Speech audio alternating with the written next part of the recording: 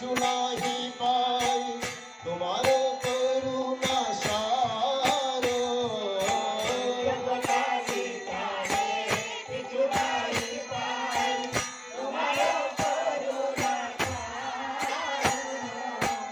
করুণা না হইলে কাঁদিয়া কাঁদিয়া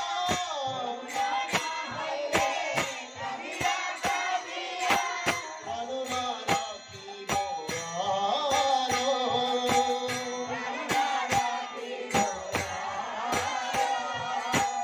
দীপাবিন্দু দিয়া করো এই দাসীর তৃণপেক্ষায়তিহীন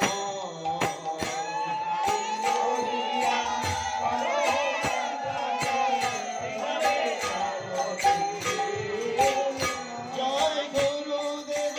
জয় গুরুদেব জয় গুরুদেব জয় গুরুদেব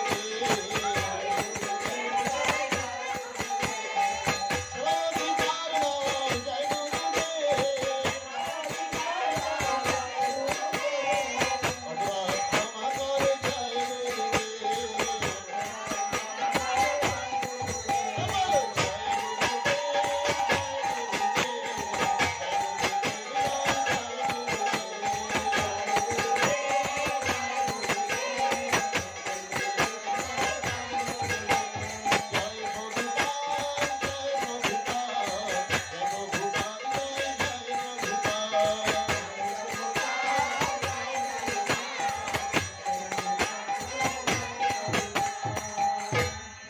শ্রীকৃষ্ণ চৈতন্য প্রভু নিত্যানন্দ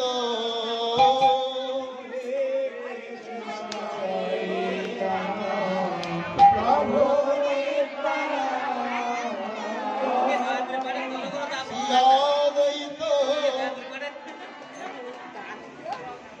শ্রীকৃষ্ণ চৈতন্য প্রভু নিত্যানন্দ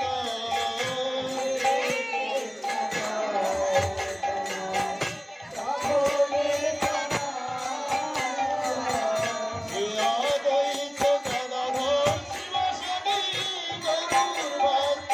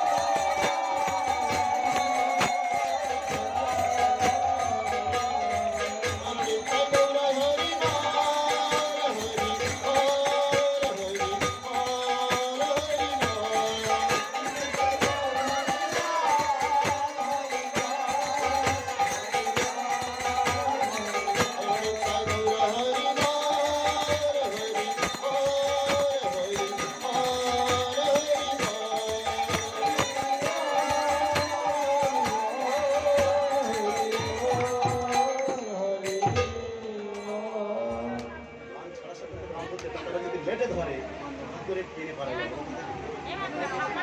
এই তো মানে করতেছেন তুমি ভালো না মাইক্রোফোন নিতে কিছুর জন্য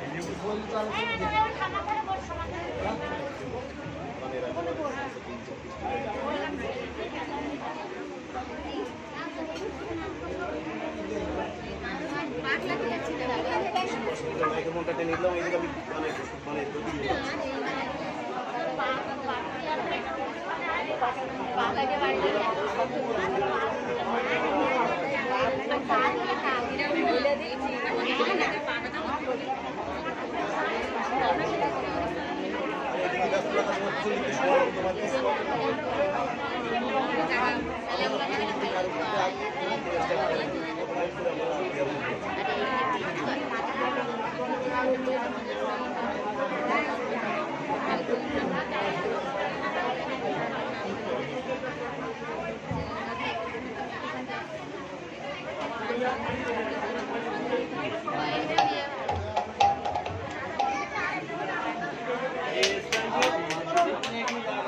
জয় নিতাই, জয় গৌধী।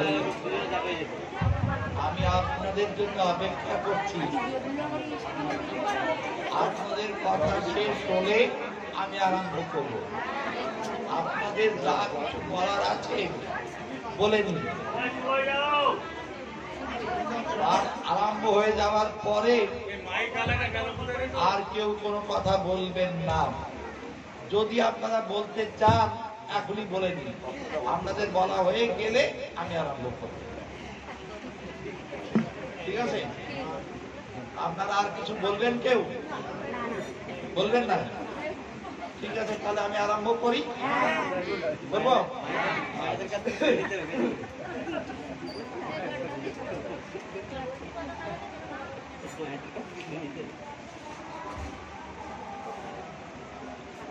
ওম নমো ভগবতে বাসুদেবায়। ওম নমো ভগবতে গৌরসুন্দরায়। ওম নমো ভগবতে বন্ধুসুন্দরায়। নষ্ট প্রায়েষু অভদ্রেষু নিত্যং ভাগবত সেবয়া। ভাগবত্যায়ুত্তম শ্লোকে ভক্তির্ভবতি নৈষ্ঠিকী। নারায়ণং নমস্কৃত্য নারায়ণ চৈব নরোত্তমং দেবীং সরস্বতীং ব্যাসং ততো জয়মুদীরৈ। ওম যস্যাস্মরণমাত্রেণ জ্ঞানোৎপত্তিতিশয়ং স এব সর্বসম্পন্নং তস্मै শ্রীগুরবে নমঃ।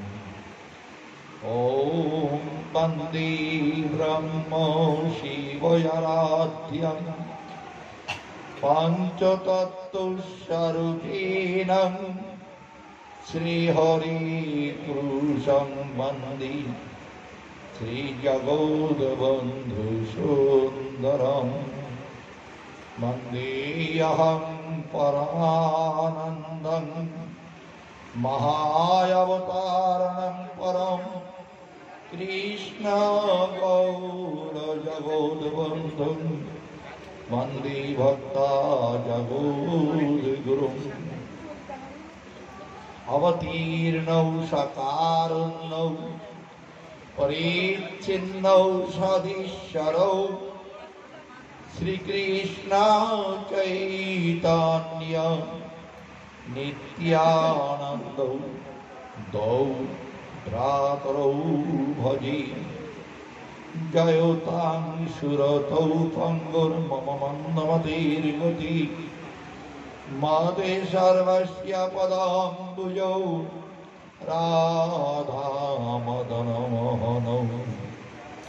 বৃন্দাবৈ তুলসী দেব্যৈ प्रिया वै केशवस्य च कृष्ण भक्ति प्रदे देवी सत्यावत्यै नमो नमः।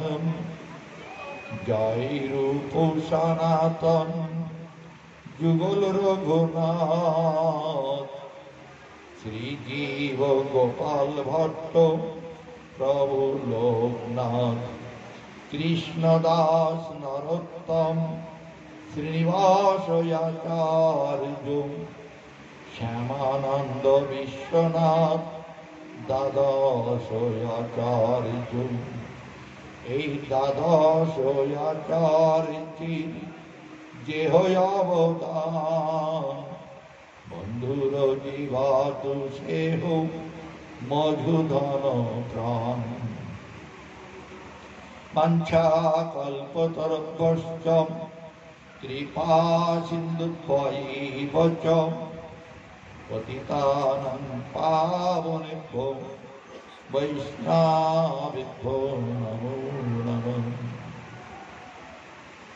জয় জয় সকল ভক্ত শ্রোতার করি চরণ বন্দন শক্তি দেহ বর্ণিজেন ভগবদ কীর্তন। হরে কৃষ্ণ কৃষ্ণ কৃষ্ণ হরে হরে হরে রাম রাম রাম হরে হরে।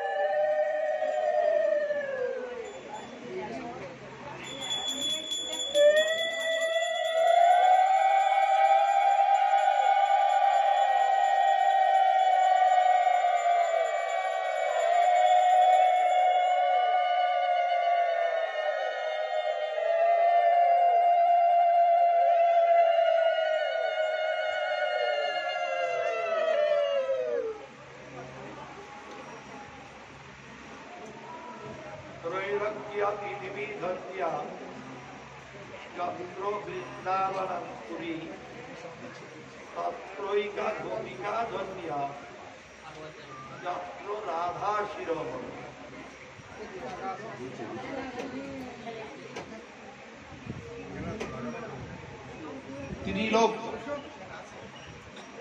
ত্রিলোক বলতে আমরা সাধারণভাবে বুঝি স্বর্গমর্ত পাতাল। এই স্বর্গমর্ত পাতাল এই যে তিনটে ভুবন, যদি কেউ জিজ্ঞেস করে স্বর্গ মর্ত পাতাল তথা 14 ভুবনের কথা কি বলা হচ্ছে, এই 14 ভুবনের মধ্যে শ্রেষ্ঠ কোনটা?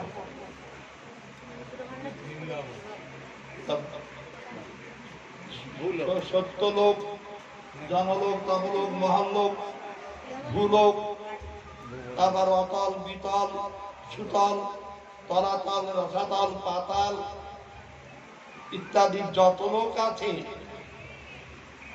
এই সমস্ত লোকের মধ্যে শ্রেষ্ঠ কোন লোক? উত্তরে বলছেন ভূলোকই হলো শ্রেষ্ঠ। কেন শ্রেষ্ঠ? এই জন্যেই এখানে বৃন্দাবন আছে, বৃন্দাবন পুরী আছে, এই জন্যেই। বৃন্দাবন এত শ্রেষ্ঠ হলো কি করে? এখানে গোপীগণ আছে। গোপীগণের এত মাহাত্ম্য কিছু হলো কারণ এখানে রাধারানী আছেন। তাহলে আমরা বুঝতে পারছি রাধারানী হলেন মূল কেন্দ্রবিন্দু পৃথিবীকে শ্রেষ্ঠ হওয়ার কারণ। রাধারানী না থাকলে পৃথিবী শ্রেষ্ঠ হতো না। পৃথিবী শ্রেষ্ঠ হলো কেন? রাধারানী আছেন বলে। কে এই রাধারানী? তো রাধারানীর দুটো দিক আমরা আলোচনা করতে পারি, একটা তাত্ত্বিক দিক আর একটা লীলার দিক। আগে তত্ত্বটা খুব সংক্ষেপ করে বলে নেই। একম এবার দ্বিতীয়ম, একম অর্থাৎ এক। তারপর এক বলেই আবার বললেন ইব, অর্থাৎ একই। এই ই বলাতে কি হলো? এত জোর দেওয়া হলো অন্য আর কেউ আসতে পারবে না। যেমন মনে করুন আমি আপনার এখানে বসে আছেন, আমি বললাম আপনি এদিকে আসুন তো, আপনি আপনার পাশের লোককে বলছেন জান তো কি বলেন শুনুন তো, তখন আবার আপনি আসুন, তখন অন্য কোনো কাউকে পারাবার সুযোগ থাকলো? থাকলো না। তো এরকম একম এব ইব অর্থাৎ একই। তারপরে বলেও যেন আরো দৃঢ় করার জন্য বললেন অদ্বিতীয়, অর্থাৎ আমার দ্বিতীয় নেই, অর্থাৎ আমি ছাড়া আর কেউ নেই, কিছু নেই। ভাগবতের চতুর্থ আমরা দেখতে পাই যখন কিছুই ছিল না তখন একমাত্র আমি ছিলাম, আবার যখন কিছু থাকবে না অবশিষ্ট হবে, তা অবশিষ্ট থাকবে সুষ্মান মহান, সে আমি। তাহলে দেখা যাচ্ছে তিনি ছাড়া তো আর কেউ নেই। এই গেল তাত্ত্বিক দিক। কিন্তু এইবার সেই মহাতত্ত্ব পরম ব্রহ্ম, তার ইচ্ছা হলো আমি বহু হব, বহুশ্যাং প্রজায়। ঋগ্বেদ বললেন বহুশ্যাং প্রজায়, আমি বহু হব। বহু হবেন যে কি করে হবে? কেউ তো নেই, তা বহু হবে কি করে? বললেন সদ্বিধা অপাতয়াৎ, তিনি নিজেই দুই হয়ে গেলেন, তিনি নিজেই দুই হয়ে গেলেন। কে হলেন? রাধা এবং কৃষ্ণ। এই রাধা কৃষ্ণ এখন দুই হলেন ঠিকই, আত্মা কয়টা আছে? আত্মার এখন দুটো নেই, কিন্তু একটাই আছে। রাধা কৃষ্ণ এক আত্মা, দুই দেহ ধরি অন্যন্যে বিলাসী রসাস্বাদন করি। এখন দেহ দুটো হয়েছে ঠিকই, কিন্তু আত্মা একটাই। কেমন জানেন? ঘরে প্রদীপ জ্বালেন তো, প্রদীপে কয়টা সত্যি জ্বালেন? একটাই। এই মাথায় একটা ও মাথায় যদি একটা যদি চালান জ্বলবে না? জ্বলবে। তাহলে এখন কয়টা শক্তি জ্বলছে? দুটো। তৈলাধার অর্থাৎ তেলের পাত্র বাটি কয়টা? একটা। তাহলে একটা বাটিতে দুটো শক্তি, তাই তো? ঠিক তেমনি ভাবে একটা আত্মাতে দুটো দেহ। আত্মা কয়টা? একটা। দেহ কয়টা? দুটো। এবার রাধা এবং কৃষ্ণ হয়ে গেলেন, সেবা চলছে চলছে চলছে, কিন্তু বৈচিত্র্য আসে না। বৈচিত্র্য বলতে একটা ঢেউ যাকে বলে সেটা হচ্ছে না। এই যে এই গ্লাসের জলে কোনোদিন ঢেউ হবে? পুকুরের জলে হয়? হয় না।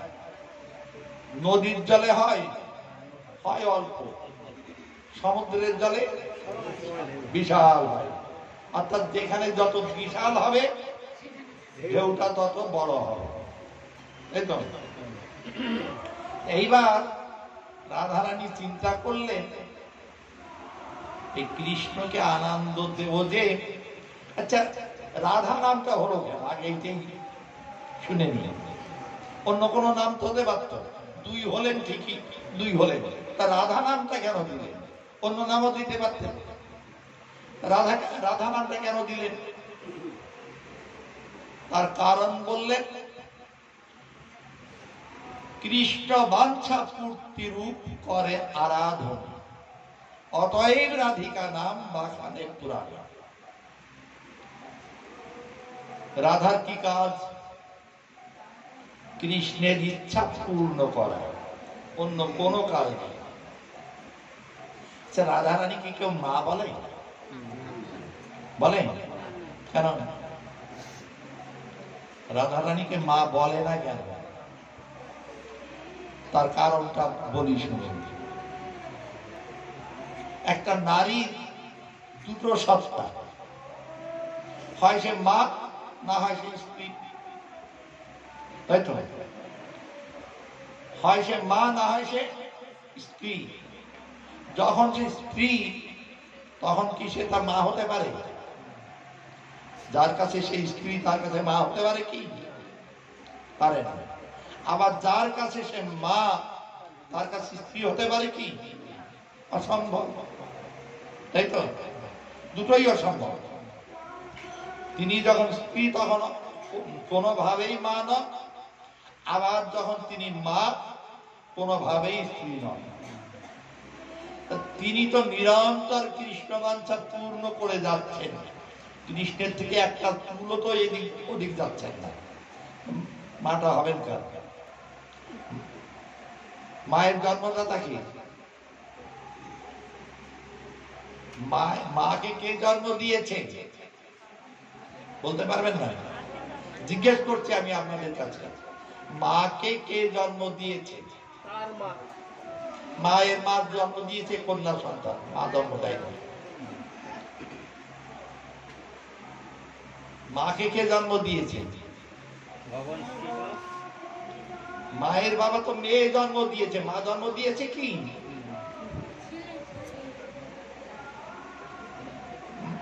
মেয়ে জন্ম, মা জন্ম দেয়নি তো। তাহলে মাকে কে জন্ম দিয়েছে?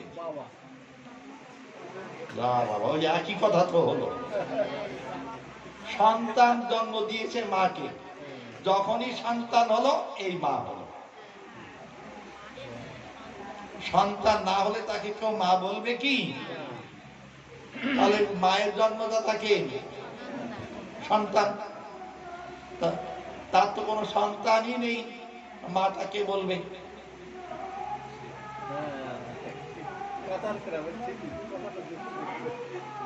অতএব সন্তানের জন্মদাত্রী যদি না হয় তাহলে তো মা হতে পারেন না। অতএব তিনি কেবলমাত্র কৃষ্ণ প্রেয়সী, আর কিচ্ছু না। কিন্তু আগেই দেখলাম কৃষ্ণই রাধা হয়েছে। একটু আগে কি দেখলাম? রাধাদেব হলেন যে কে হলেন? কৃষ্ণই রাধা হলেন। তো এখন তিনি যে রাধার সঙ্গে লীলাটা করছেন, এটা কার সঙ্গে লীলা করছেন? নিজের সাথে, নিজেই নিজের সাথে লীলা করছেন। এইবার দেখুন আরো কিছু কথা বলবো। তো এই যে রাধারানী, এখন সুখদেব একটা ভারী সুন্দর দৃষ্টান্ত দিয়েছেন ভাগবতে, যথা অর্ভক। অর্ভক, অর্ভক কি? অর্ভক হলো বাচ্চা ছেলে, বালক বাচ্চা। একটা বাচ্চার হাতে যদি আয়না যদি দেন, আয়নার মধ্যে ওর প্রতিবিম্ব দেখে তো, এইবার ওই প্রতিবিম্বটাকে সে ধরতে যায়, চুমো খায়, কথা বলে। ওই বাচ্চাটা কি জানে আমারই প্রতিবিম্ব? জানে কি? জানে না। ও জানে আরেকটা বাচ্চা, আরেকটা বাচ্চা আরেকটা বাচ্চার কাছেই যায়। কিভাবে?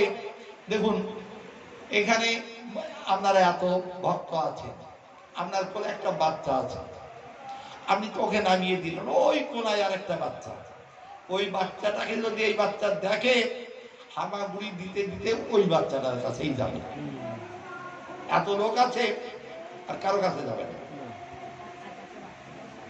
কেন? সবাই আপন লোক খোঁজে, নিজের স্বভাবের মতো লোক খোঁজে।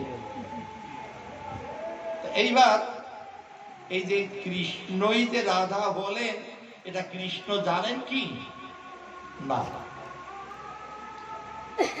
বলেন কি?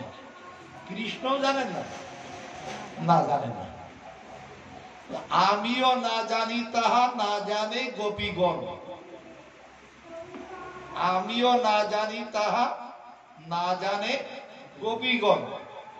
দোহার রূপে গুণে দোহার নিত্য হারে মন। দোহার রূপে গুণে দোহার অর্থাৎ রাধা এবং কৃষ্ণের নিত্য মন হরা হয়ে যাচ্ছে। এইবার এই যে রাধা এবং কৃষ্ণ দুই হলেন, হয়ে লীলা করছেন, মনে করছেন যে আমি অন্য একজনের সাথে। কে করলে এটা? যোগমায়া করিবে কাপন প্রভাবে। কে করলেন এটা? যোগমায়া। তিনি তার প্রভাব খাটিয়ে এটা করছেন। ও, তাহলে কৃষ্ণের থেকে যোগমায়ার প্রভাব বেশি না? না, যোগমায়ার প্রভাব বেশি না। যোগমায়ার দাসী, অথবা কৃষ্ণই যোগমায়া, যোগমায়াও কৃষ্ণই, অথবা দাসী, যে কোনোটাই বলতে পারে। কি করে বলি শুনুন। আগে দাসীর দিকটা বিবেচনা করি। এখানে যোগমায়া করছেন সব, কৃষ্ণও জানতে পারছেন না, রাধাও জানতে পারছেন না, যোগমায়ার হাতের পুতুল। তাহলে যোগমায়া সব খেলাচ্ছেন। যিনি খেলাচ্ছেন তার শক্তি বেশি, না যিনি খেলছেন তার শক্তি বেশি? যিনি খেলাচ্ছেন তার শক্তি বেশি। যোগমায়া খেলাচ্ছেন, অর্থাৎ যোগমায়ার শক্তি বেশি। বলছেন না, না, কি করে বুঝবো?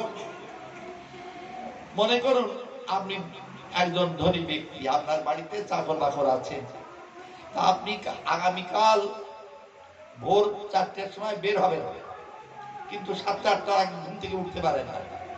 এই জন্য নাইট গার্ডকে বললেন, আরে আমি কালকে 4টের সময় বের হবো, আমার 3টের সময় ডেকে দিবি। নাইট গার্ড এসে ডাকছে আপনার, বাবু 3টে বাজে উঠুন। বাবু 3টে বাজে? বাবু 3টে বাজে? হ্যাঁ, তুই যা। এই যে বলে দিলেন, ও চলে গেল। ওই 7টা 8টায়, এই তোকে ডাকতে বললাম, ডেকেছিলাম তা আপনি বললেন তো তুই যা। ও তো ঘুম ঘরে বলেছি, এমনি আমি জেনে বলেছি। ও, তা আজকে তো দেওয়া হলো না, কালকে আবার ডেকে দিবি। যদি আজকের মধ্যে এরকম না ওঠে, ধাক্কা দিবি। তাতেও যদি না ওঠে চিমটি কাটবি, তাতেও যদি না উঠি না উঠি জল ঢেলে দিবি। এই যে চাকর যে কাজগুলো করছে বা এইগুলো যে করছে চাকরে, ও কি নিজের ক্ষমতা বলে করছে? মালিকের নির্দেশে। এও তাই, যোগমায়াকে এমন ভাবে বলা আছে যে আমার লীলাটা এমন ভাবে পরিচালনা করবে যাতে আমিও জানতে পারবে না, গোপীগণও জানতে পারবে না। বোঝা গেল কথাটা? আমার লীলাটা এমন ভাবে করবে যাতে আমিও জানতে পারবো না, গোপীগণও জানতে পারবে না। বেশ, এই জন্য বললেন আমিও না জানি তাহা না জানে গোপীগণ, দোহারে রূপে গুণে দোহার নিত্য হারে বল। তার যোগমা এবার আপন প্রভাবে তিনি লীলা রচনা করে যাচ্ছেন। এইরকম লীলা রচনা করতে করতে দেখুন রাধারানীর পরিচয় দিচ্ছেন তন্ত্রশাস্ত্র। কোন তন্ত্র? গৌতমীয় তন্ত্র। সেখানে বলছেন, অবশ্যই এটা চৈতন্য চরিতামৃতেও বলা আছে, গৌতমীয় তন্ত্রের দৃষ্টান্ত দিয়ে কি বললেন সেখানে? দেবী কৃষ্ণময়ী প্রোক্তা রাধিকা পরা দেবতা সর্বলক্ষ্মীময়ী সর্বকান্তি সম্মোহিনী পরা। দেবী, দেবী মানে কি? দোতমালা, তার জাত থেকে জ্যোতি বের হয়, জাত থেকে জ্যোতি বের হয়, তিনি দেবী। এই দেবী কেমন না? কৃষ্ণময়ী। কৃষ্ণময়ী কাকে বলে? যেমন আমি বললাম জলময়, একবার সব দিক জলময়। এই যে জলময় কথাটা বললাম, জলময় কাকে বলে? জলে পরিপূর্ণ। বলছেন জল, অন্তরেও জল বাইরেও জল। কিরকম? একটা দৃষ্টান্ত দিয়ে বলি। এখানে বড় একটা গামলা রেখেছেন, জল ভরা গামলা। এইবার এই গামলার মধ্যে একটা ঘটি ডুবিয়ে দিলেন। ঘটির মধ্যে কি জল, বাইরে কি জল, এই জলময়। ভিতরেও জল বাইরেও জল। দেবী কৃষ্ণময়ী, অর্থাৎ দেবীর ভিতরেও কৃষ্ণ বাইরেও কৃষ্ণ। কৃষ্ণ ভিন্ন, রাধার যে দেহটা কৃষ্ণ ভিন্ন, অন্য কিছু না। তাই বলছেন দেবী কৃষ্ণময়ী প্রক্তা। এই রাধিকাকে পরা দেবতা, পরা বলতে শ্রেষ্ঠ, অর্থাৎ যার থেকে শ্রেষ্ঠ আর হয় না, পরা দেবতা। সর্বলক্ষ্মীময়ী, সর্বলক্ষ্মীময়ী বলতে দেখুন এই রাধারানী কৃষ্ণের অবতার কত? অসংখ্য, কেউ বলে হিসাব করে দিতে পারবে না। তো আমরা কৃষ্ণের অন্তত কিছু কিছু রূপের কথা জানি। কৃষ্ণ যখন বরাহ রূপ ধারণ করেন, তখন রাধারানী বারাহী রূপ ধারণ করে কৃষ্ণকে বরাহ দেবকে আনন্দ দেন। কৃষ্ণ যখন নরসিংহ রূপ ধারণ করেন, রাধারানী তখন নারসিংহ রূপ ধারণ করে কৃষ্ণকে আনন্দ দেন। কৃষ্ণ যখন রামচন্দ্র, রাধারানী তখন সীতা। কৃষ্ণ যখন বৃন্দাবনে লীলা করছেন, তখন তিনি রাধা। কৃষ্ণ যখন মথুরায় লীলা করছেন, তখন তিনি কুব্জা। কৃষ্ণ যখন দ্বারকায় লীলা করছেন, তখন সত্যভামাদি মহিষী বৃন্দ। কৃষ্ণ যখন অনন্ত কোটি বৈকুণ্ঠে লীলা করছেন, তখন তিনি অনন্ত কোটি লক্ষ্মী। বোঝা গেল? অর্থাৎ এই রাধারানী এই সব হয়েছে। রাধা ভিন্ন, কৃষ্ণের যতেক বাঞ্ছা রাধাতেই রয়। রাধা ছাড়া কৃষ্ণের আর কারোর কাছে বাঞ্ছা করেন না। তিনিও যাত্রার কাছে হাত পাতেন না। কার কাছে হাত পাতেন? রাধারানীর কাছে। তো বললেন যদি বলেন এই ললিতা বিশাখা ইত্যাদি এদের কাছেও তো তিনি চান। এরা কারা? আগেই বলেছি সব রাধারানীর রূপ। কি করে হলো বললেন, আগে বলা হলো বৈচিত্র্য আসে না, এই জন্য তিনি এই সব গুরু হয়েছে। এখানে যে সমস্ত ছেলেরা বা মেয়েরা আছেন বা মায়েরা আছেন তাদের কাছে যদি জিজ্ঞেস করি,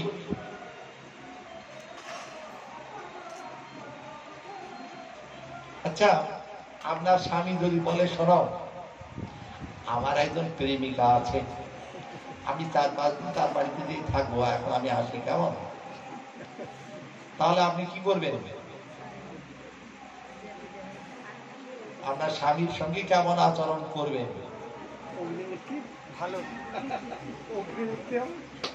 লঙ্কা কাণ্ড না বাদ করলেও কুরুক্ষেত্র কাণ্ড করবেন, তাই তো?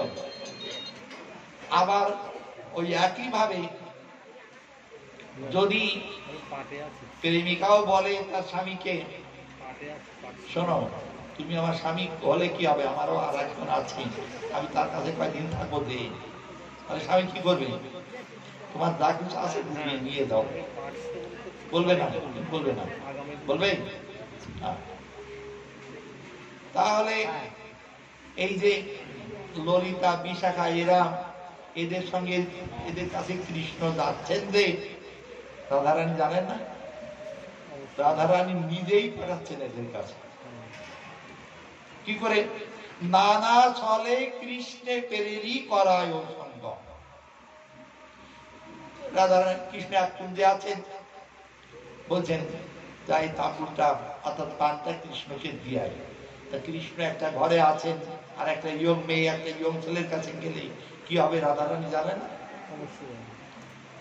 তো তবু তিনি পাঠাচ্ছেন কেন? কারণ তিনি জানেন ওই ললিতাকেই ও আমি। ললিতার আরেকটা নাম কি? অনুরাধা, তাই তো? অর্থাৎ এই যত কিছু আছে সব রাধারানী। এই যে মধুর রস, তো এটা এই মধুর রস কি সব এক না? দাস্য বাৎসল্য আদি ভাবের নাহিক গোচর। রাধা কৃষ্ণের লীলা অতি গূঢ়তর, দাস্য বাৎসল্য আদি ভাবের নাহিক গোচর। কথাটা উচ্চারণ করতে যত সহজ, এর গূঢ় অর্থ অত সহজ নয়। দাস্যের পরে বলেন বাৎসল্য, দাস্যের পরে যদি একটা হাইফেন দিয়ে বাৎসল্য বলা হয় তাহলে বোঝা গেল ওর মধ্যে সূক্ষ্ম আছে। আদি বললেন যে, আবার আদি মানেটা কি? এখানে আদি বলতে মধুর, তাহলে মধুর ভাবে গোচর হবে না? না, কারণ মধুর রসেরও শ্রেণী বিভাগ আছে। কিরকম? সাধারণী, সমঞ্জসা, সমার্থ ভাগ আছে তো। এই কুব্জার কথা বললাম না, এই কুব্জা হলো সাধারণ। ওখানে কোনো ওই শুধুমাত্র গেলাম মিললাম এইটুকু মাত্র, সে সেবা করলো এইটুকু মাত্র। কুব্জা সেবা করলেন আর কৃষ্ণ সেবা নিলেন, চলে গেলেন। কৃষ্ণকে আনন্দ দেওয়ার যোগ্যতা কুব্জার নেই, সাধারণ। সমঞ্জসা মহিষী বৃন্দ, অর্থাৎ রুক্মিণী, সত্যভামা ইত্যাদি যত মহিষী বৃন্দ আছে এরাও মনে করুন কৃষ্ণের জন্য একটা মালা গেঁথে নিয়ে এসছেন। রুক্মিণী দেবী কৃষ্ণের জন্য একটা মালা গেঁথে নিয়ে এসছেন। কৃষ্ণ বলছেন বাহ, মালা তো বেশ সুন্দর করেছেন, ভালো হয়েছে। ভালো হলে কি হবে, আমার ব্রজ গোপীরা যেমন করে গেঁথে দিত তেমন কি হয়? একটা বিছানা করে দিয়েছেন শোবেন। বাহ, সুন্দর পরিবারই করে বিছানা করেছো তো। হ্যাঁ সুন্দর করেছো ঠিকই, কিন্তু আমার ব্রজগোপীগণ যেভাবে বিছানাটা করতো তেমন হয়। এমনি ভাবে যত যাই সেবা করুন না কেন, কৃষ্ণের জন্য এই কথাটা মুখে লেগেই থাকে। তাহলে বোঝা গেল তাদের মধ্যে কোন এক অনির্বচনীয় গুণ আছে যা কৃষ্ণও পার পান না। তো এইবার আমরা আজকের যে বিশেষ তিথি, তো এখানে যে আজকে উপস্থিত হতে পেরেছি কেন তাও বলি। আজকে আমার কলকাতাতে দুটো পাঠ ছিল, তিনটে ছিল, একটা না করে দিয়েছি, কোনো সময় অ্যাডজাস্ট হবে না, এই জন্য দুটো রেখেছিলাম। কিন্তু আপনি যখন বললেন আপনার কথাতে আমি এখানে রাজি হয়ে গেলাম। ওই দুটো তাদেরকে বলে দিলাম আমি আসতে পারছি না। একটা মেনে নিল আর একটা মানতে চাই না, বেশ ক্ষুব্ধ হয়েছে। তাহলেও আমি এখানে আসলাম। তো আসার পরে এখন আপনাদের দেখে একটু ভালোই লাগছে, এবং আপনাদের মতো ভক্ত মনোযোগী শ্রোতা ভালোই লাগছে। তো যাই হোক, আর আমি চাইলেই বা কি হই, কি হতো, কেন অর্জুন তো যুদ্ধ করতে গেছেন কুরুক্ষেত্রে। অর্জুন, তোমার চিন্তা করার কারণ নেই, তুমি শুধু বাণটা চালাও, এগুলো আমি মেরে রেখেছি আগে। ময়ই বইতে নিহতম পূর্বমে বা অর্জুন, আমি এদেরকে আগে মেরে রেখেছি, এখন সেই মরাগুলোকে মারবে। এখন কি করবে? মরাগুলোকে মারবে। ঠিক তেমনি ভাবে আমি ওখানে ঠিক করে রাখলে কি হবে, কৃষ্ণ আজকে রাধাষ্টমীর দিনে আপনাদের কাছে ঠিক করে রেখেছে, অতএব আমি ওখানে যেতে চাইলে কি হবে, হবে না। তো যতই করো চেষ্টা, যা করবে চেষ্টা তাই হবে চেষ্টা।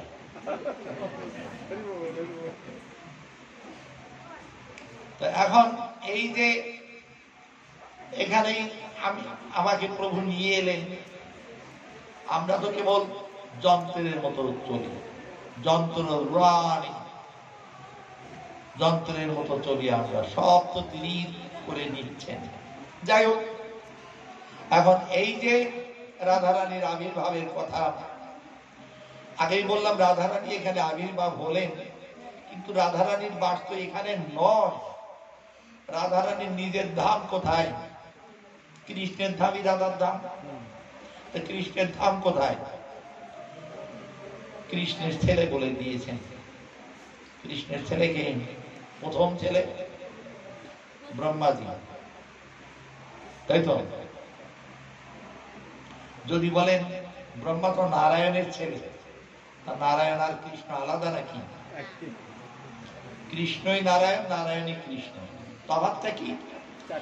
নারায়ণ কখনো বলেন না আমি ভগবান, কিন্তু কৃষ্ণ ভুলে যান আমি ভগবান, এই তফাৎ। বলেন কেন? আমাদের জন্য। এখন যদি প্রধানমন্ত্রী এখানে যদি আসে, আমার যতই বাড়ির কাছে হোক, আমি প্রধানমন্ত্রীর কাছে যেতে পারবো?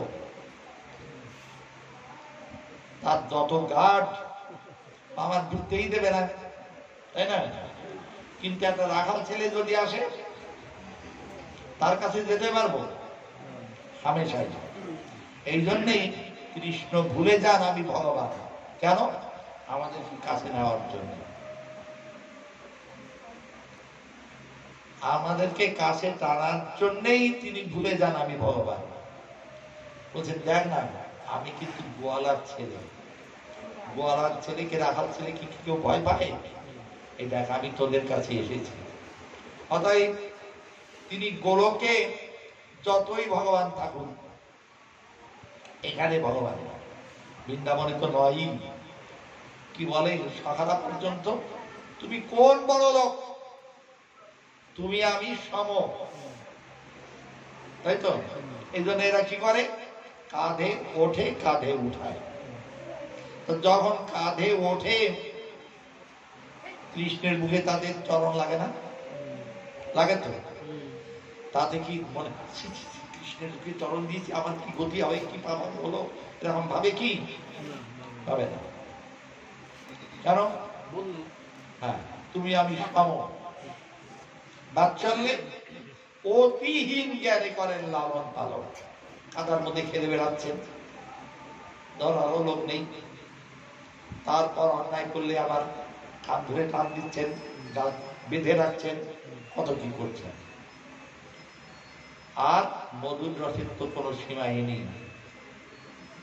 দিন রাত গালাগালি করছেন কৃষ্ণকে, কৃষ্ণ সেগুলো সহ্য করে আবার তার কাছে যাচ্ছেন। এই যে মধুর রসের যে লীলাগুলো এখানে প্রকট করলেন, কোথা থেকে, কিভাবে, আর কেন, এই কথাটা বলবো। তার আগে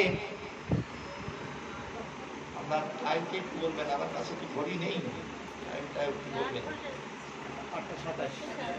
আর কতক্ষণ করবো না, আমি জিজ্ঞেস করলাম এই জন্য বিস্তারটা সেইভাবে করবো, ছড়িয়ে দিলাম এতটা, অথচ গুটাতে পারলাম না, তা হবে না। এরা তো বলেনি, এরা আবার কীর্তন করবে তো পরে।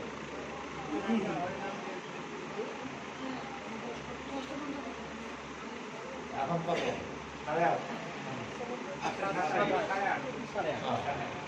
অর্থাৎ আর 8 ঘন্টা।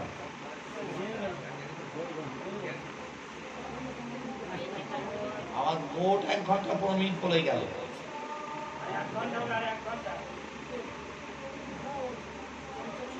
আচ্ছা, যাই হোক, এবার বলি তাহলে। এবার ব্রহ্মাজি কি বলছে? ব্রহ্মাজির লেখা একটা গ্রন্থ আছে, জানেন তো? গ্রন্থটার কি নাম? ব্রহ্মবৈবর্ত পুরাণ নয়, হ্যাঁ, ব্রহ্ম সংহিতা। এই গ্রন্থটা ছিল 100টা অধ্যায়ে পরিপূর্ণ, কিন্তু একটা অধ্যায়ও পাওয়া যায় না। মহাপ্রভু দক্ষিণ ভারতে যে 5ম অধ্যায়টা সংগ্রহ করে এনেছিলেন, যেটাকে আমরা ব্রহ্ম সংহিতা রূপে পাই, ওটা 5ম অধ্যায়। আর 1 থেকে 4 পর্যন্ত, আর 6 থেকে 100 পর্যন্ত পাই না। এটাও পেতাম না যদি মহাপ্রভু কৃপা করে না আনতেন। আর কৃষ্ণকর্ণামৃত এই দুটো গ্রন্থ দক্ষিণ ভারত থেকে এনেছিলেন।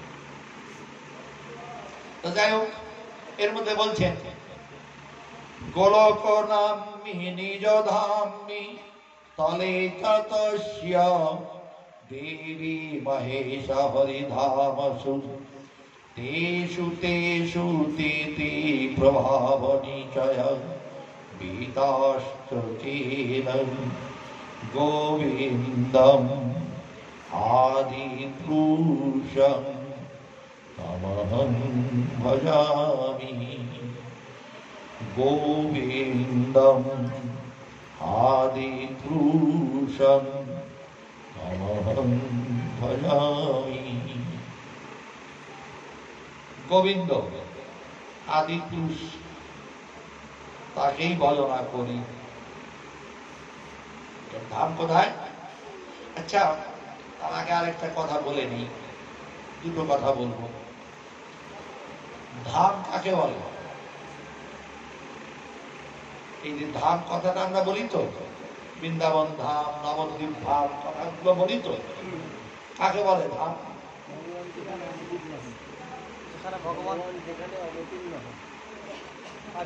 দ্বারকায় অবতীর্ণ হয়েছিলেন। দ্বারকায় কি অবতীর্ণ হয়েছিলেন ভগবান? দ্বারকা ধাম নয়? হ্যাঁ, তার আবির্ভাব বা লীলাভূমি হলো ধাম।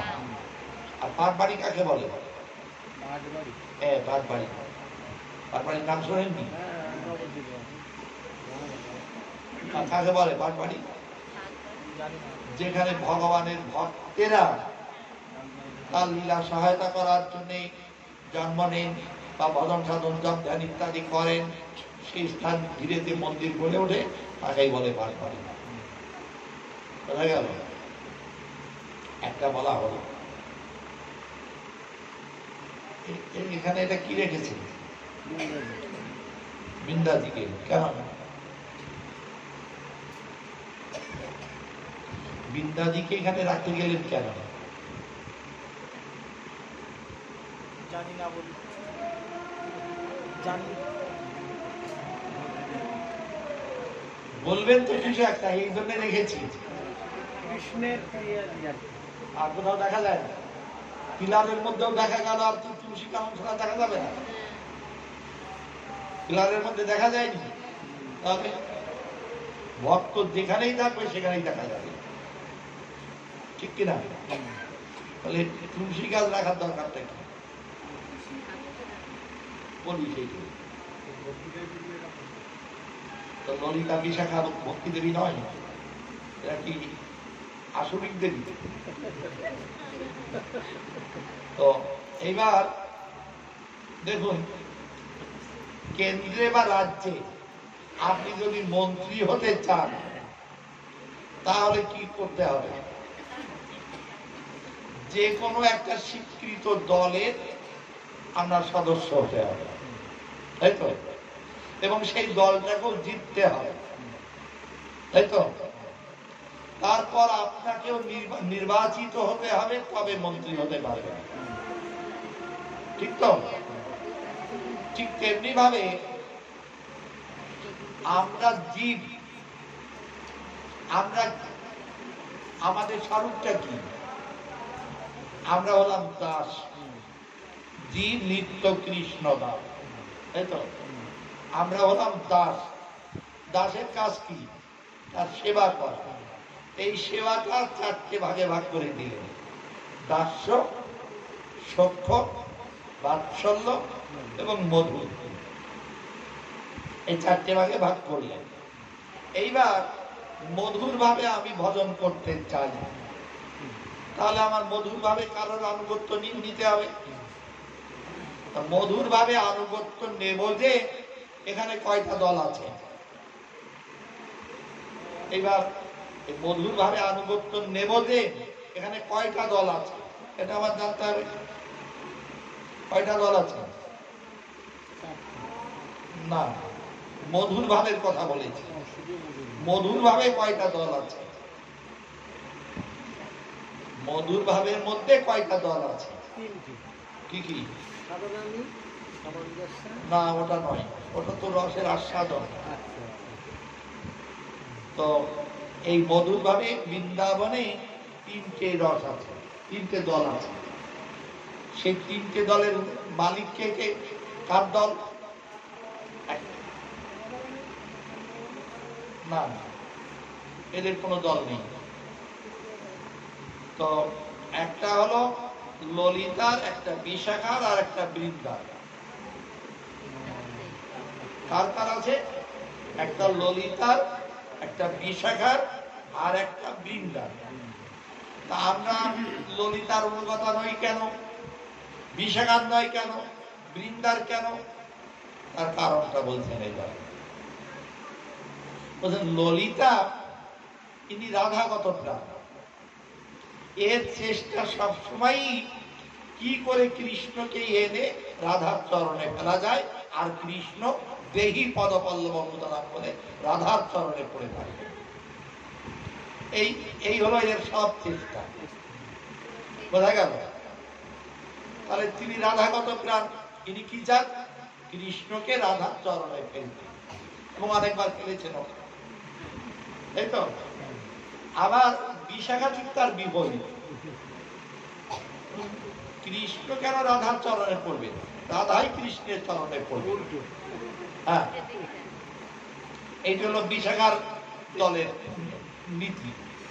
আর বৃন্দাজি বলছেন, বাবা কারোর পায়ে পড়ার দরকার নেই, তোমরা যুগল হয়ে দাঁড়াও, আমরা যুগল সেবা করে ধন্য হই।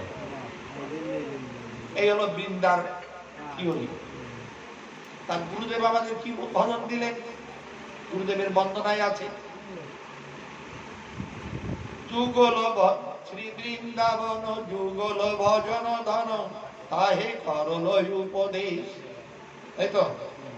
শ্রী বৃন্দাবনে যুগল ভজনে আমাদের উপদেশ। তাহলে যুগল ভজনটা কার?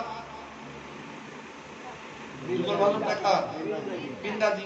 এই জন্য রাখে বোঝা গেল কেন রাখি। তবে শুধু তো প্রথা মানলে হবে না, কেন কি জন্যে এটা জেনে যদি করি তাহলে একটা আনন্দ হয়। যেমন একটা দৃষ্টান্ত বলি, আমি বৃন্দাবনে গেছি, বৃন্দাবনে আপনার কোনো গাইড নেই, আমি এই প্রথম গেছে, ঘুরে ঘুরে দেখছেন কি ঠাকুর আছে এখানে, রাধা কৃষ্ণ, প্রণাম করে চলে গেলেন। আর একটা মন্দিরে গেলেন, এখানে তো রাধা কৃষ্ণ, প্রণাম করলেন চলে গেলেন। আর এক মন্দিরে গেলেন, এখানেও তো একই রাধা কৃষ্ণ, প্রণাম করলেন চলে গেলেন। যে মন্দিরেই যান রাধা কৃষ্ণ দেখেন, প্রণাম করেন আর চলে যান। এইবার একটা লোক আপনাকে ডাকলো, এদিকে আসো,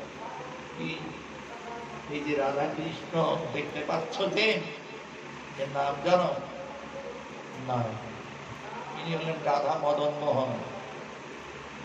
ইনি কে? রাধা মদন মোহন।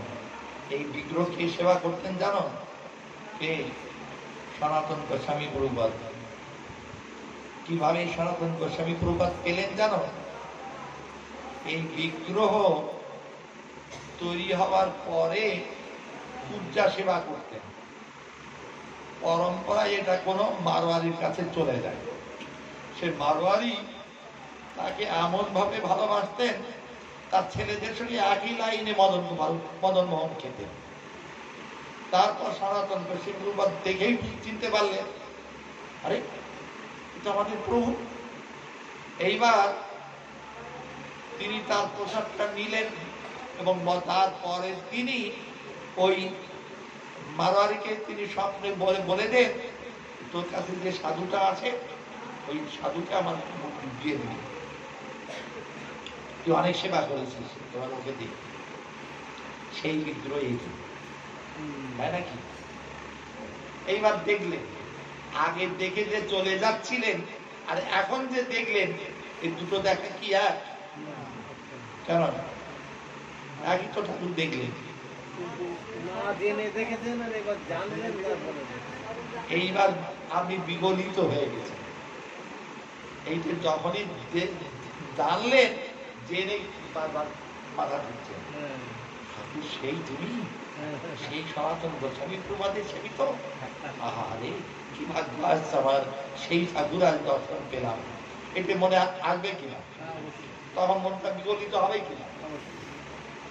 এই জন্যই বলছেন যে যদি এইভাবে জেনে করা যায়, অপরিসীম অপার্থিব আনন্দে আপনার হৃদয় ভরে যাবে। বোঝা গেল কথাটা? এই যে তার যে অপরিসীম ভালোবাসা রাধারানীর, সেই ভালোবাসার কয়েকটা দৃষ্টান্ত দরকার। সনাতন গোস্বামী প্রভুপাদ নানান জায়গায় মাধুকরী বেড়াচ্ছেন, মাধুকরী করেন, এক জায়গায় এরা তো এক জায়গায় থাকি, আজ এই গাছতলায় কাল সে গাছতলায়, এবার ঘুরে ঘুরে থাকতেন। এক জায়গায় আছেন, তার মনে হলো আজ তো আর মাধুকরীতে গেলাম, কিন্তু আজ ইচ্ছা হচ্ছে রাধা মদন গোপালের একটু পায়েস ভোগ দেব। কিছুই যদি মাধুকরীতে জানি পাবো। এর মধ্যে তিনি যে জায়গায় মাধুকরী করতে যান, এক বাড়িতে, সেই বাড়ির মেয়েটা এসে বলছে, বাবা তুমি কয়দিন ধরে মাধুকরী করতে যাও না কেন আমার বাড়িতে? সে মা জিজ্ঞেস করছিল তোমার কথা, এটা মা এগুলো পাঠিয়েছে, দুধ, চিনি, চাল, যা যা লাগে সবকিছু দিয়ে পাঠিয়েছে। আমার ইচ্ছাটা পূরণ হলো, তাহলে এইটাই পায়েস রান্না করে দিই। পায়েস রান্না করে করলেন, দিলেন। এইবার তার মনে হচ্ছে যদি আমার দাদা থাকতো, সনাতনের দাদাকে রূপ গোস্বামী, তো না রূপের দাদা হলেন সনাতন গোস্বামী, এটা রূপ গোস্বামীর কথা। তা সনাতন যদি দাদা থাকতো, তার সনাতন গোস্বামী প্রভুপাদ যদি থাকতেন, তাহলে তার একটু প্রসাদ দিতে পারতাম।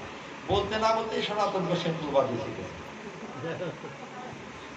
দাদা এসছিস, দাদা এসছিস, আয় আয় আয়, এই যে আজ রাধারানীকে পায়েস ভোগ দিয়েছি, তুই তো পায়েস ভালোবাসিস, খা।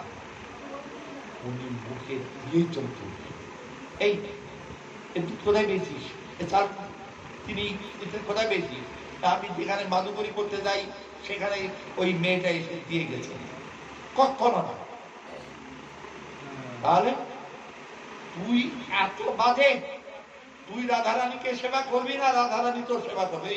বল কোনটা? এই চাল ডাল ইত্যাদি সব কিছু রাধারানী দিয়ে গেছে। রাধারানী বয়ে এনে দেবে, তুই তাই খাবি না তুই রাধারানীকে সেবা করবি? তো বললো আমি চল এখনই যাও তার বাড়ি।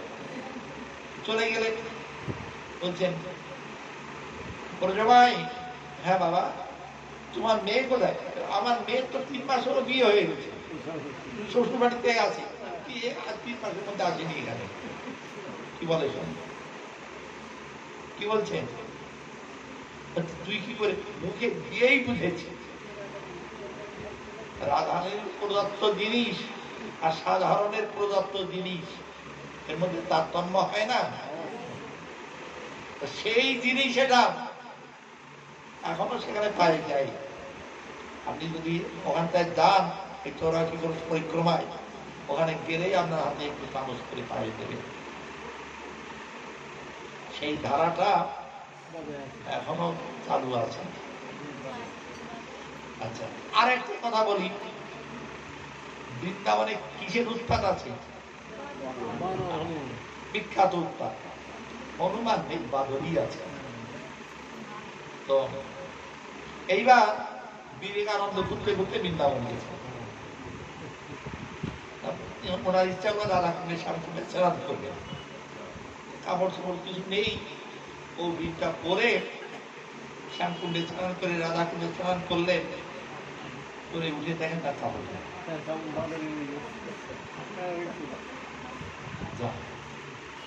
তখন তিনি কুণ্ডের দিকে তাকিয়ে বলছেন চলে গেল, কি করে যাবো এখন? আমি একটা ইয়ং ছেলে, তারপরে এমনি করে যদি যাই কেমন লাগবে? নিয়ে নিলে কাপড়টা, এমনি বলছেন। এর মধ্যে 2 পা যেতে না যেতেই কুণ্ডের দিকে তাকিয়ে তাকিয়ে যাচ্ছেন, এর মধ্যে বলছেন বাবা প্রজমাইয়া আছে, ওটা রেখাবের মধ্যে কিছু ফল আর কৈরিক খাবো। বাবা আজ আমার বাড়িতে সন্ন্যাসীদের সেবা ছিল, যে কজন বলেছিলাম একজন কম ছিল, কাপড় আমি কি করবো, কৈরিক কাপড় দিয়ে কি করবো, এটা তুমি নেবে? তিনি দেখলেন কাপড় নেই, কাপড়টা পেয়ে গেলাম, কাপড়টা তিনি করে মেয়েটা গেল বলি আর দেখতেই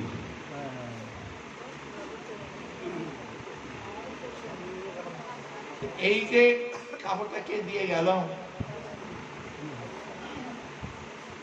তার যে কত করুণা।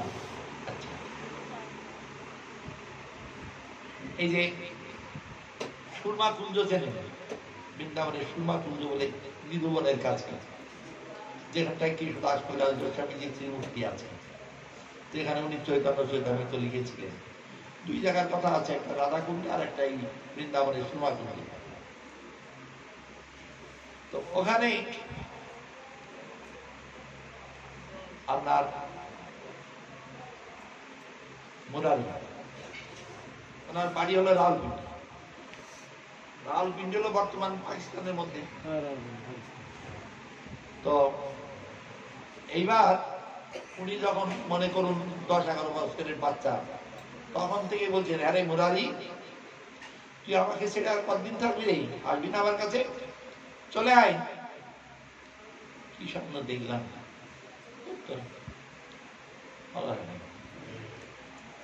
কত লোকই কত স্বপ্ন দেখে, আমি হয়তো তাই দেখেছি। আমার বাড়িতে থাকলেন, আবার মাস খানিক যেতে না যেতেই হ্যাঁ রে মুরারি আর কতদিন দেরি করবি, চলে আয়। কি স্বপ্ন দেখি, আবার চলে গেল, আবার মাসখানেক দিদি না যেতেই, হ্যাঁ রে মুরারি, আমার কথা শুনবি না, আসবি না? হ্যাঁ যাবো, কালকেই যাবো বলে তিনি কালকে বেরিয়ে গেলেন। এবার বৃন্দাবনে ঘুরে বেড়ান, কিন্তু দর্শন আর পান না। তারপর উনি হাহাকার করে কাঁদতে থাকেন, কোথায় রাধে, কোথায় রাধে, দেখা দাও, দেখা দাও, এমনি কাঁদতে থাকেন। তখন উনি আর কি করবেন, বলছেন যদি তুমি দেখা না দাও আজকের থেকে খাওয়া বন্ধ, আমি আর কোনো প্রসাদ গ্রহণ করবো না। একটা বিখ্যাত কথা আছে, hunger is more powerful than a cannon or a king. অর্থাৎ খিদে যখন লাগে তখন কামানের ভয়ও থাকে না, রাজার ভয়ও থাকে না। প্রভু জগৎবন্ধু সুন্দর তার এক ভক্তকে একদিন জিজ্ঞেস করছেন, এসব কি বলতো, প্রভু বড় না পেট বড়? তো মনে করছে স্বয়ং প্রভু জিজ্ঞেস করছেন, যদি পেট বড় বলি হয়তো প্রভু দুঃখ পাবে, তা করবে। প্রভু বড়, প্রভু বড়, হ্যাঁ আয় আমার সাথে, আমার সাথে আয় বলে তাকে বলেন এক ঘরের মধ্যে নিয়ে গেলেন। এখানে বসে বসে প্রভু প্রভু কর, আর বাইরে থেকে লকআপ করে দিলেন।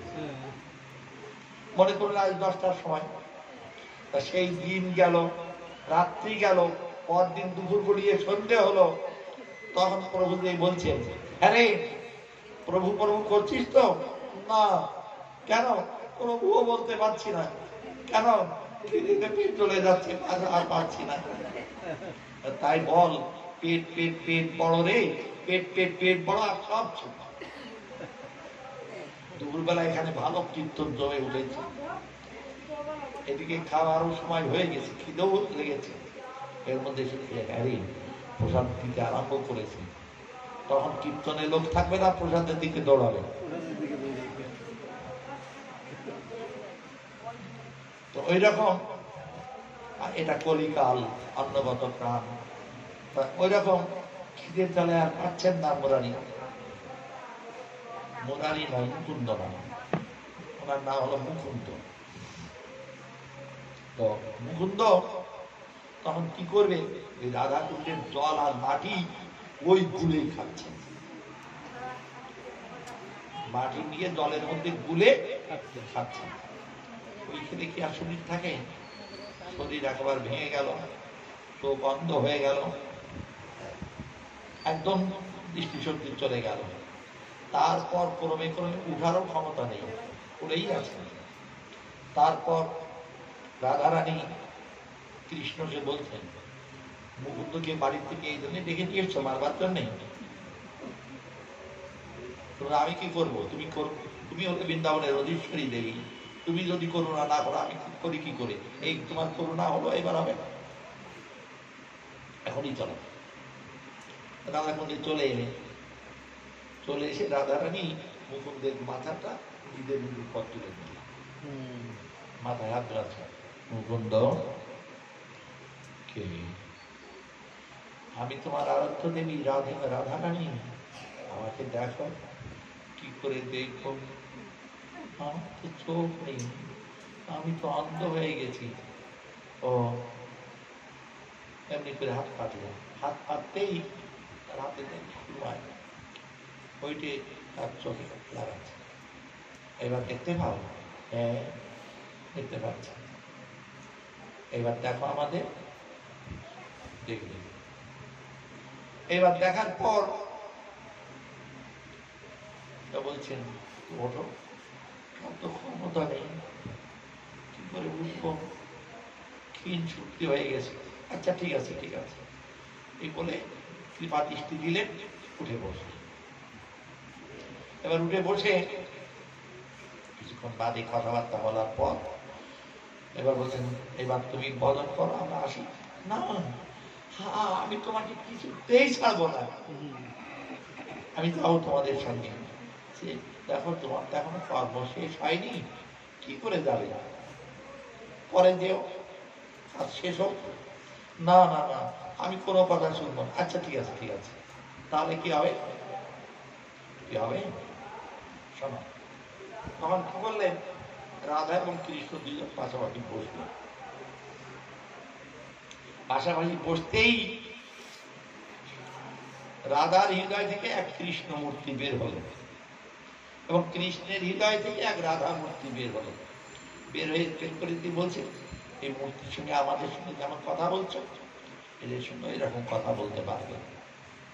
সেই মূর্তি এখনো রাখা আছে। ওই যে বললাম মৃদুবনের কাছে সুমাগুঞ্জ, এখনো রাখা আছে।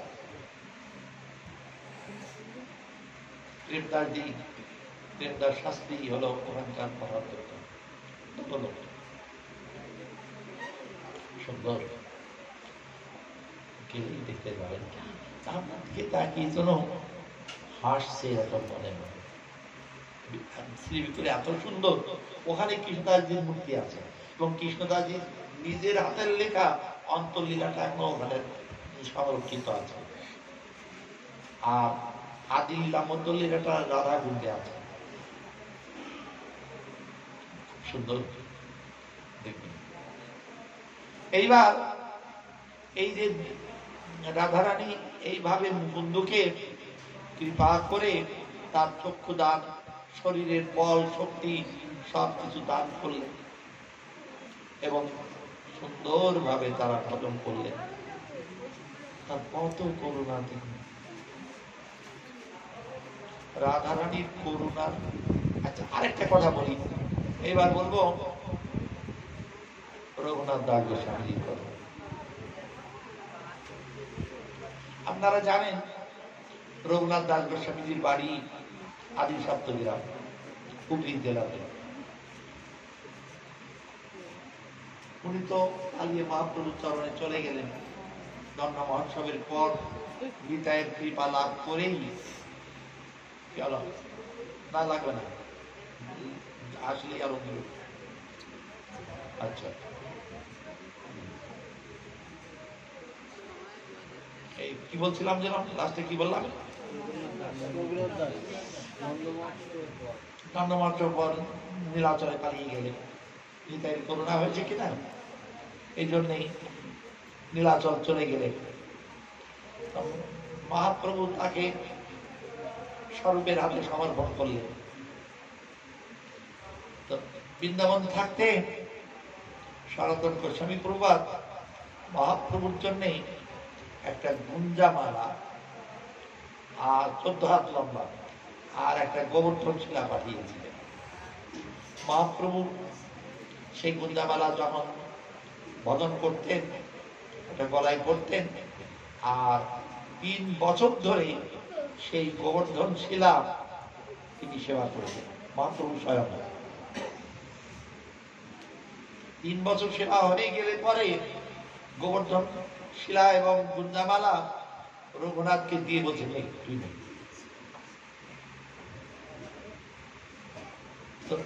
রঘুনাথ দাস গোস্বামীজি নিলেন।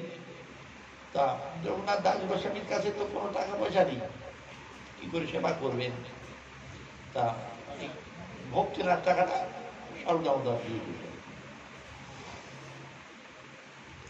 আর তিনি সেবা করতেন। তারপর সর্বদামোদর মনে করলেন, এই রঘুনাথ দাস গোস্বামীজি মনে করলেন, এই যে মহাপ্রভু আমাকে দিলেন গুঞ্জামালা আর গিরিরাজ গোবর্ধন, কেন? তখন তিনি ধরে নিলেন, তিনি আমাকে গুঞ্জামালাটা রাধারানী অতি প্রিয়। গুঞ্জামালা দেখেছেন? দেখেননি? ওই যে আগে সোনার দোকানে কুশ ব্যবহার করতে দেখেছে? দুই মুখে কালো আর কাছটায় লাল, কুচি, আবার কুচের মতো না, কুচটাকেই বলে গুঞ্জা। 14 হাত লম্বা একটা মালা গেঁথে, আর এই মালাটা রাধারানী এবং কৃষ্ণ দুইজনেরই প্রিয়। গুঞ্জামালা কানে পরে, গলায় পরে, নানান জায়গায় ব্যবহার করে, দুইজনেরই প্রিয়। তারপরে রাধারানীর চরণে সমর্পণ করলেন গুঞ্জামালা দিয়ে, আর এই গিরি গোবর্ধন দিয়ে তিনি আমাকে ওই বৃন্দাবনে যেতে বললেন। তারপর চলে গেলেন সেখানটায়। ওখানটায় বললেন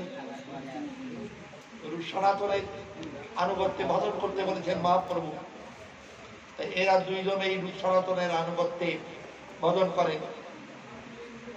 রূপ সনাতনের আনুগত্যে ভজন করেন যে একদিন তিনি বলছেন কোনো কুটির করার দরকার নেই, আজ এখানে কাল সেখানে এখন থাকবেন।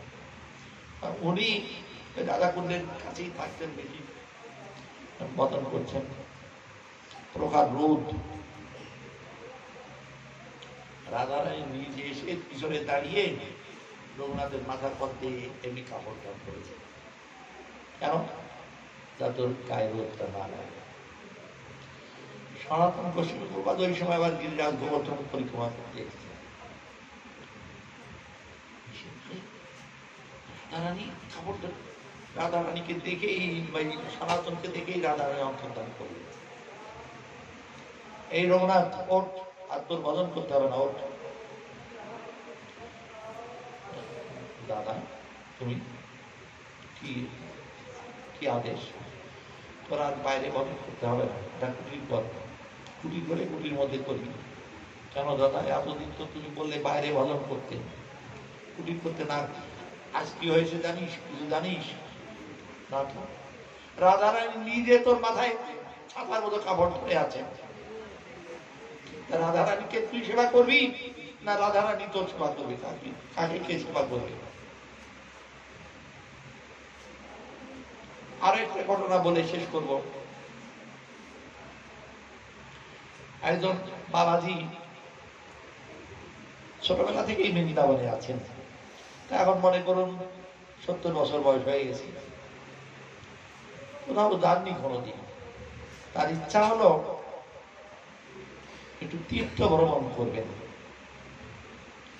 তিনি রাধারানীর কাছে আজ্ঞা প্রার্থনা করতেন, বলতেন রাধে সবাই তো কত জায়গায় যায়, আমি তো আর কোথাও গেলাম না, বাড়ির থেকে সেই ছোটবেলায় তোমার চরণে এসছি, আজ এখানেই আছে, আর তো কোথাও যেতে পারলাম না, তো একটু অনুমতি করো, আমি একটু তীর্থ ভ্রমণ করব। তা সেই দিন রাত্রে রাধারানীর স্বপ্নে দেখালেন কোথাও যেতে হবে না, তুই এখানেই থাক। কিন্তু রাধারানীর স্বপ্ন তিনি গ্রাহ্য করলেন। কত লোকে কত কি স্বপ্ন দেখে, আমি ওরকম দেখেছি, গ্রাহ্য করলেন না। তা আবার দেখলেন, তাতেও গ্রাহ্য করলেন, চলে গেলেন। তারপর ওখান থেকে দ্বারকায় গেলেন। দ্বারকায় যে কুলপি না কি বলে না, কুলপি করা কি, ওই যে গায়ে নানান রকম কালি দিয়ে এঁকে দেয় না,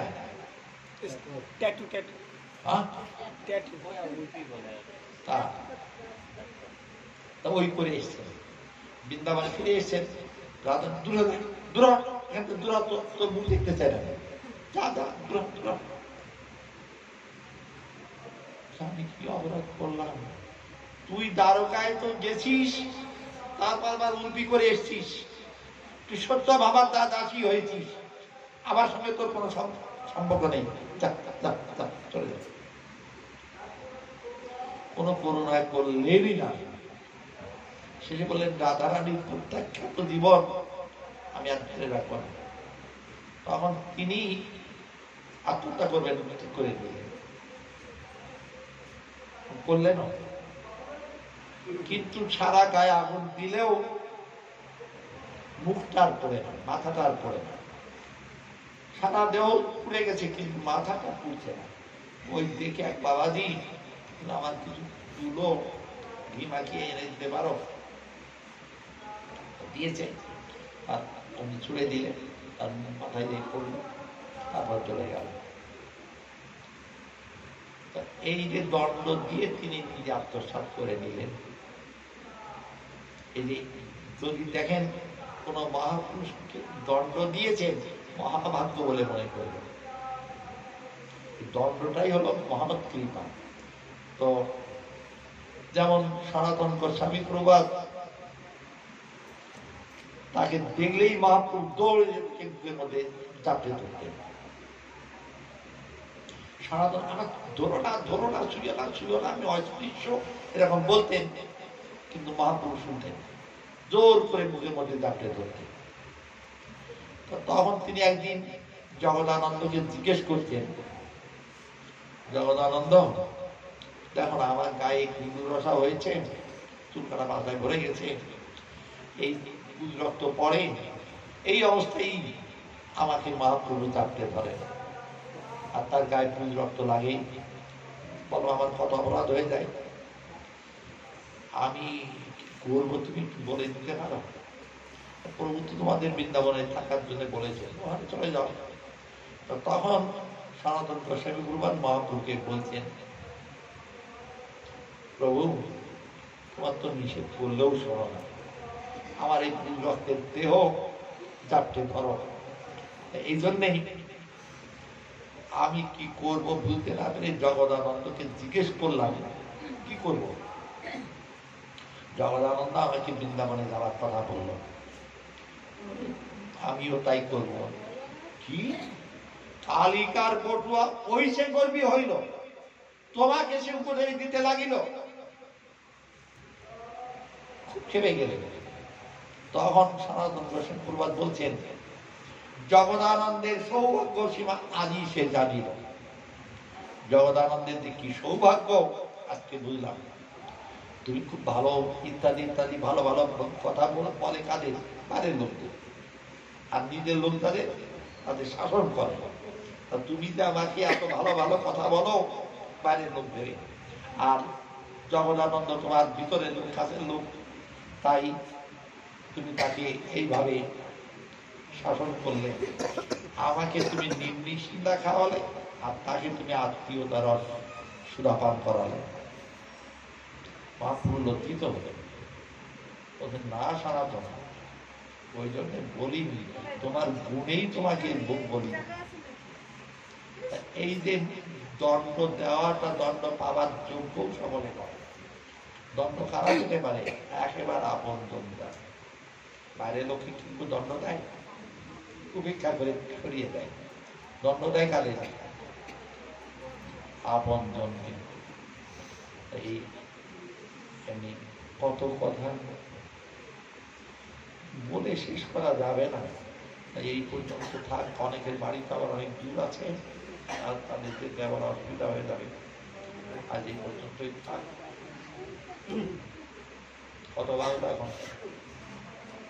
9:05।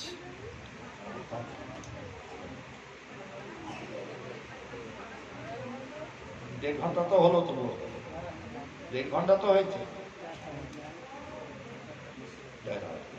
আর যদি আরেকটু আগে আরম্ভ করা যেত, আরেকটু দেখছিলাম মানুষ সবকে চলে যাচ্ছে, এই জন্যই তো বলছি এই পর্যন্ত থাক।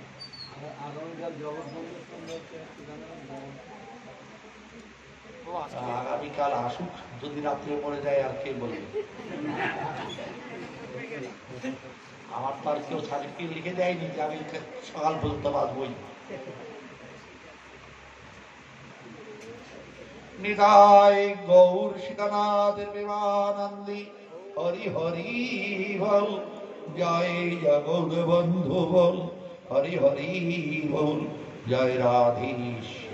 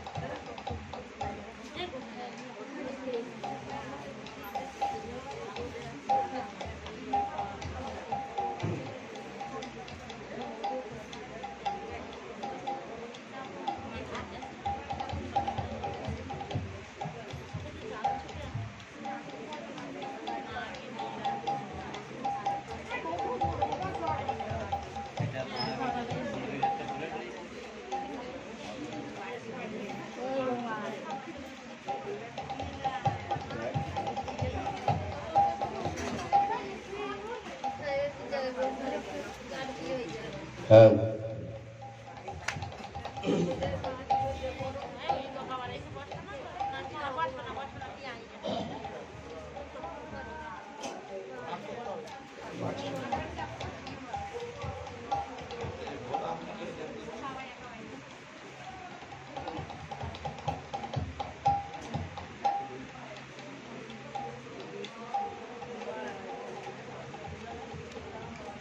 নাচ নন্দ দুলাল ব্রজ গোপাল গোপী কিশোর বনমালী